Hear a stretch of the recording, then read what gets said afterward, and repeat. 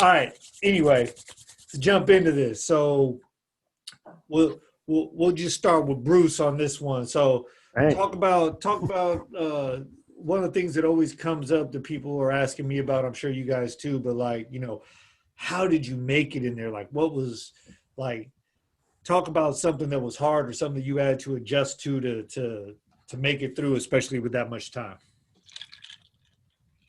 Uh, I don't think there's any single answer to that because the environment changed radically depending on where you were or what era it was. I went in there as kind of a solo performer, so to speak, and I think the adaptability you learn through peer pressure and threat of death to join and be with whatever everybody else was doing kept you alive. You know what I mean? It kept you off a radar, whether you agreed with it or not, whether you believed with it or not. You were this small thing in a big cog. You know what I mean? And you could just get crushed and run over really quick if you acted outside of that. I tell people sometimes, I'm not going to tell the whole story, but I'll just give you the quick version. I tell people that my it's a really good story too, but I used to watch Animal Planet, things like that, and my analogy is that when you see those what they call the deers, the pronk, in the African savannah, and they showed the lions stalking them in the high grass and stuff, gazelles, right? Gazelles, yeah. And then eventually one of the gazelles pops his head up, notices the lions, and they just pronk off in all directions, and then the lions go after him, boom. And so the predators are on the chase, they're on the move, they're trying to get their prey, and that was prison to me. It was like a lot of predators trying to, sate their hunger or whatever it was, and they were looking for the weakest victims they could to do that. So you couldn't be that guy. You couldn't be the slow runner. You couldn't be the weakest one. You had to find some way. So my tactic was to be the baby gazelle, because the baby gazelle can't outrun the lion. So it's taught instinctively to blend into the grass. Just lay down and blend in the grass. And that's what I did to get through prison. I mean, I just froze. I'm not the one you want to chase. I'm not big enough. I'm not fast enough. You got a better target right there. You know what I mean? And it got me out of a lot of weird situations, I believe. And in the end, once they're sated, once they're happy, once they're laying down, patting each other's bellies for what they did, I could get up and move around. And they sniffed me out. They knew I wasn't a lion. They knew I was a gazelle, but they weren't hungry anymore. And it's a tactic that sometimes I had to be the lion. Sometimes I had to act like the lion. And but most of the time I was just the gazelle. No, that's Yeah. well put. Well put. No, I definitely get what you're saying. Moose? Yeah, shit. One thing was running. That was like my therapy. I would run like 10 miles a day, like every day, just run, go out in that yard, just run in circles, until, like all my thoughts just disappear. But really, I mean, one of the big things that really helped me get out, just keep my insanity was just finding simple pleasures, a deep fried burrito. I'm serious, like a deep fried burrito. I'm still making that. I ain't lying. If you see me on Facebook, I'm still making that shit. Hot dogs, boy. Yeah, oh yeah, plenty of hot dogs. That's my. I'm hooked on hot dogs a little bit. It's like I really started playing D&D hard. Just find like simple pleasures, man, just to get me like having some element of hope, like looking forward to something, And because it's like, before everybody got on, me and Tito was talking about like when you got life, you get infected with hopelessness. Yep. And that's something that you just don't lose. I still feel it. It's the same feeling, you know what I mean? And it's like I said, it was like getting AIDS. Once you got it, you got it. And I did everything I could to fight off that hopelessness, you know, like looking for a TV show that was coming up, you know what I mean? Watch, you know, like anything, you know, like what's coming up for dinner, just like finding ways to anticipate something, you know, just to have some measure of success in my life. You know, like I got a hot dogs day. Yeah. you know, I mean, it's like, I'm serious. It's like, you know, I mean, depression is real, but you know, being tough guys, you know, a lot of people like, you know, me included, like try to hide from that. Like, you know what? I don't feel good. You know what I mean? And I just had to do everything I can, just make it to that next day. You know what I mean? It's like, just make it continue next day. And that was it. I mean, because man, there was too many times where I just felt like, fuck it. You know, I'm just done. You know, I just had to fuck it. I'm just done. But then, you know, I do something that's just like, okay, I'm good. I'm good for right now. I just live in that moment, man. That was it. All right. Keith? For me, I numbed out, right? I remember, like, they told me, yo, you got a life sentence. My attorney said, you getting out 15 years. So I'm telling people, like, I hit the 4-yard. They said, hey, how much time you got, youngster? I was like, I got life, but I'm going home 15 years. They all laughed at me, right? like what? My attorney said I'll get out 15 years. And they said, youngster, your attorney lied to you. You ain't getting out no 15 years. I was like, what? Like what? I'm like 19 years old on the level 4-yard. I'm like, what? What do you mean? They said, yeah, bro. You only way you getting out is in an ambulance. I said, what? Damn. Like, and then man, like part of me just like I don't know if like I felt like my body just melted, like everything just melted. Like I was like, oh damn, like I'm dead. And so one thing, like everyone, like Tito know, Johnny know, a few other folks know, like I got right into sports, basketball, track and field, whatever you name, any kind of sport, I'll be playing it, right? Handball, right? That was my hustle. Handball was my hustle. I used to hustle people on handball court. They see me like a little Asian kid hitting the ball on the wall, right? They say, oh yeah, look at this sucker right here. And then they say, hey, you want to bet some camels? Oh yeah, I'll bet some camels. Right? and then I'm walking home with like 3 cartons of cigarettes. They're like, you just hustle me. I said, hey man, I never said I was bad. So like, for me, it mentally, emotionally, like I numbed out the whole process. Like, this is not my world. I'm not here, right? Like I'm dreaming. I was in straight denial. Like for me, I think like 18 years, I was in straight denial. This is not happening. Yeah. I'm just dreaming. I'm just going through the process, right? I'll wake up one day. Yeah. 15 years, right? Yeah. In 15 years. Yeah, 15 years. You'll be out 15. Don't worry about it. Yeah, 15. Yeah. You're good. Straight denial, man. Straight denial. Yeah, man. Oh my God. And then when I got to San Quentin, right? I was like, they got a baseball field here. I'm like, what the hell is this? I was like, I see some women. That's when you became a fucking movie star, fool. Yeah, I did. It's crazy. So I hit San Quentin, and then it was a whole nother world. I was like, it freaked me out. It tripped me out. I'm like, there's like hell, because you know, level 4 and level 3, there's hardly any females, right? Mm-hmm. Especially even staff.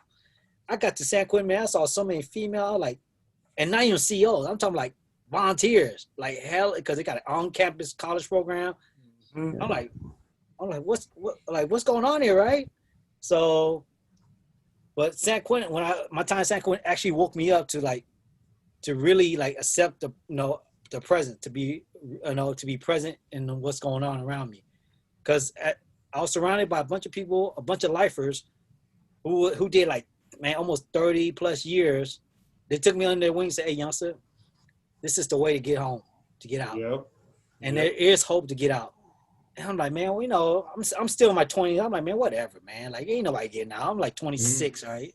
Ain't nobody getting out, bro. But like, man, y'all in denial. And man, year by year, they just start disappearing. I'm like, where the hell are all these lifers going? They all started going home. And then my hope came back.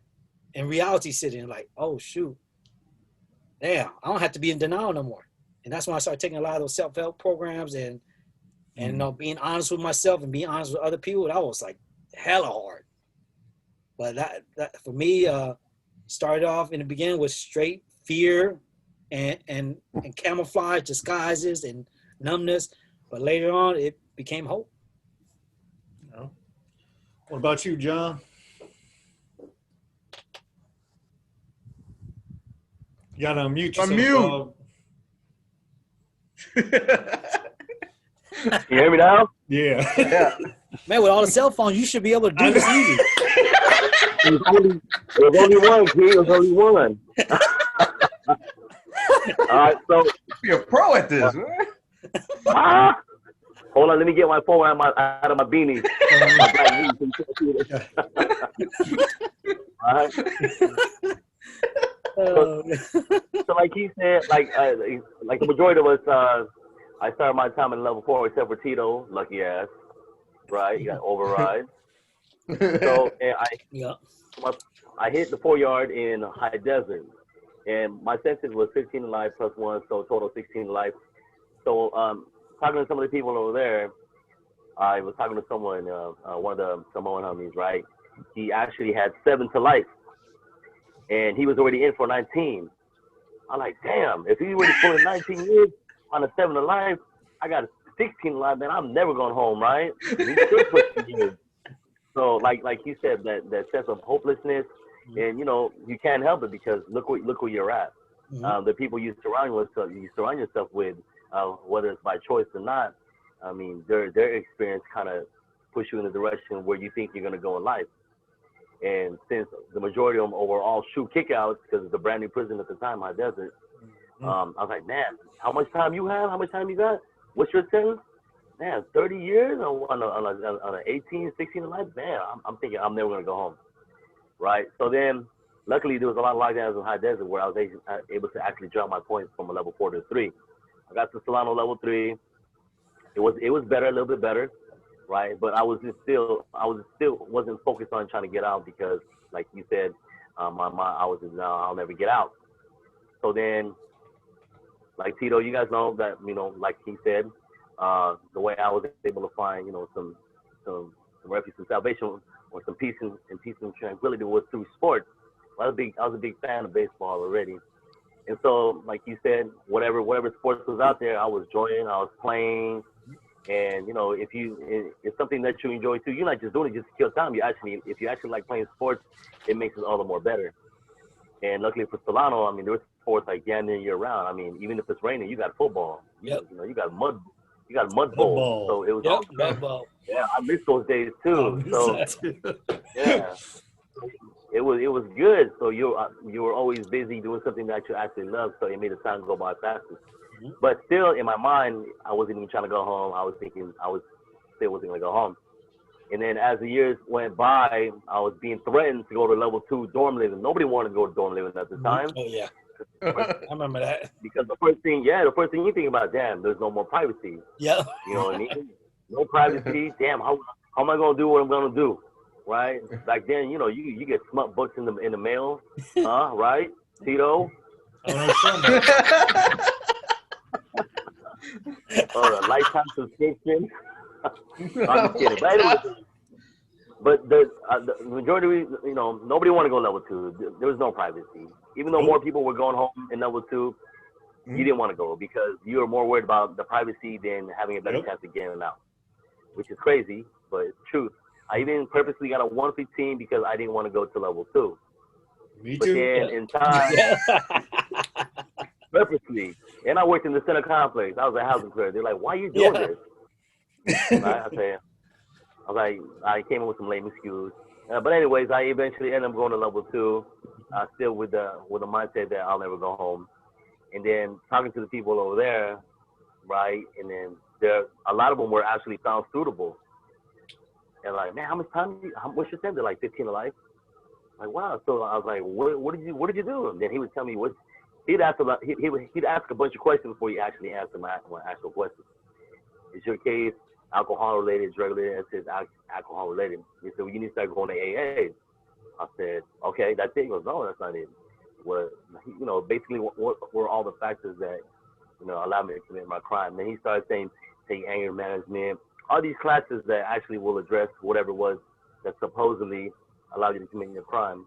And I'm going to be honest, I'm going to speak for myself. A lot of you guys with self-help. In the beginning, I did it just to get out, to be honest. I did it for the chrono. I'm going to be real. Oh, yeah. I did it for the chrono. Yeah. Photo album. Volume 1, Volume 2, Volume 3. So I did it initially to get out of to get out of prison, but it's along the line, no matter how committed you are, they actually give you actual tools to actually be a better person. Now, whether you're a half-ass in the program or not, there's still tools that's really good tools if you choose to use them. So I eventually started, okay, you know what? Now I'm actually learning something here. But at the same time, I'm still a human. Of course, we want to get out of prison, right? And I was also telling myself too, because somebody already told me. They said once you start committing yourself to these self-help programs, you better not stop, because it will show in the board. Yeah. Once you're in, you better be in for life. No pun intended. Right? Because they'll see that record. Okay, you start going, all of a sudden, why is there a little break? So I just kept on going. I got more involved in self-help, started facilitating. So then I was able to do that and play sports, kept me sane. Having people, it's good too, having a good support network inside before you even get out. That's what keeps that motivation, that drive to get out. And then once you start seeing your friends go home, especially my crimey Bori, when we were bunkies, when he went home, I was like, damn, and Tito were pretty close. Once you start seeing your close friends go home, and it gives you that drive, like, man, I need to get out too. And Tito, jackass, want to send me all these pictures while he's free, makes it even more like, damn, I need to get out for real. So, I mean, there's a lot. Level 2, I think level 2 gave me more of a drive to go home and succeed and try to get that goal again out. Being around the people that were doing the right things to get out and following their footsteps, and actually seeing them get out gives you that, a better hope of getting out, and that drive to do what you need to do. Yeah, no, definitely. And, I'll never forget, Johnny, you actually told me this when we were Sellies over on 1 Yard. I don't know if you remembered or not, but he told me this shit. This was right before I went out and I got my life sentence overturned. I don't even know how we even got on this topic, but you were like, when there's 2 numbers you need to remember, 5 and 7. And I was like, what the hell are 5 and 7? He said, when you hit 5 years, it's going to feel like you just showed up again. You're going to feel like a new booty. You're going to be stressed the hell out. And I was at like 4 years. So I'm like, all right, well, I got a year before that happens. And then he's like, when you hit 7 years, you're going to have to make a choice whether you want to just hang with all these fools on the yard or if you want to do something different. And the funny thing is he was like already past those, and I looked at him like he was still a knucklehead kid. So I'm like, I don't know what the hell you trying to tell me some fucking number 7. You passed 7 years in, fool. You still glorifying your heydays and shit. So, but for me, them numbers were absolutely true, because when I got back from court, I hit my 5-year mark and I was stressed the hell out. And then I went to the hole for that cell phone, being one of the first motherfuckers with a phone. So they wanted to keep me in there for 6 months. And then when I get out, they shot me level 2 because my points had dropped down in the hole. And I was still like trying to drink and do all kinds of stupid shit, but level 2 ain't as easy. You know what I mean? And next thing I know, 7 years hit. And yeah, like pretty much what Johnny was saying, like I stopped going to NAA and all that shit as a lifer because I saw so many people in there that were hypocrites, that were getting high and getting drunk. And even as a lifer, and I knew I had to go, I refused to go because I'm like, I won't be around them people. They're fake and I'm not going to be around them. But what did I do? I went and drank and did all the stupid shit too, right? But when I hit that 7-year mark, I got my ass up in PIA. It felt like a real job. Like I was doing something that was productive. And then I started going to them self-help clubs. And Johnny, you remember, like, if someone was in there, like, making fun of someone or doing something, I'd be like, man, get the fuck away from me, man. Man, you better listen, man. These people come in here, they're volunteers, man. They don't have to do this shit. Like you wasting their time. Oh man, you know how? Nah, man, get the fuck away from me. Like I never forget, Johnny, when you were laughing with Aaron and freaking Bert about Johnny E getting denied when they're making jokes, and I was like, fool, you can go back there with them, and you're like, no, okay, I'll stay with you. And I was like, better not be laughing, man. That's another homie just got shot down, man. But it's true, man. I think you hit a really good point, because people think about support being on the outside, but we need it on the inside too, because it's so easy. And kind of to Bruce's point too, like it's so easy to want to run with the pack, and next thing you know, all you do is get in, you never coming home, right? Or you coming home in a bad way, right? So this is why I like this idea of having multiple people in different discussions, because it brings out stuff that a lot of people would never freaking realize, you know, watching Lockup, just seeing Key play baseball and shit. Like, that ain't gonna tell you nothing. That's funny. I like to say something about what John said about the, you know, that's kind of what I did too. It was like I joined all that stuff because I saw people going home.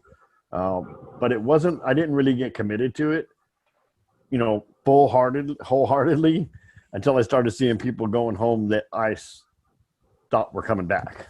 I mean, that guy's getting out and I'm still here. Seriously, I don't know what he and if he go and then when he does get out, we know he didn't change. We know he just did it for the Chronos. We know he just played the game. He's still that person. He hasn't made that truthful change, and it's gonna be like the old days. You know what? One of them guys is gonna do something, and they're gonna slam them doors again. And so my process was, I need to get out now, because these guys are getting out, and I may never get out if something happens. So I committed, and I went the term balls out, I guess. Yeah. On everything, and I was practicing law in there. I was getting people out on my own. You know what I mean? So it was like that was kind of like a truth changer for me. I knew I had to take it in and become whatever it was they wanted, and then it actually did the same thing to me. It actually crept up on me, and I actually learned stuff from it, and I became a whole nother person because of it. And I had, you know, I faced a lot of demons that I had been hiding, that I didn't know I was hiding from. So I liked that. It was cool. Oh, yeah. So, hey, you know, Tito, can I touch about what Bruce said? It's true you said that, because it's crazy you said that, because like when someone would be found suitable, right, and then we know this is doing some bullshit behind closed doors or, you know, in the dark, whatever, and then you're like, damn, man, if he fucks up, he's gonna fuck it up for everybody. So we always say that if he fucks up, he's gonna fuck it up for all the lifers. Yeah. Especially if he fucks up while he's already out.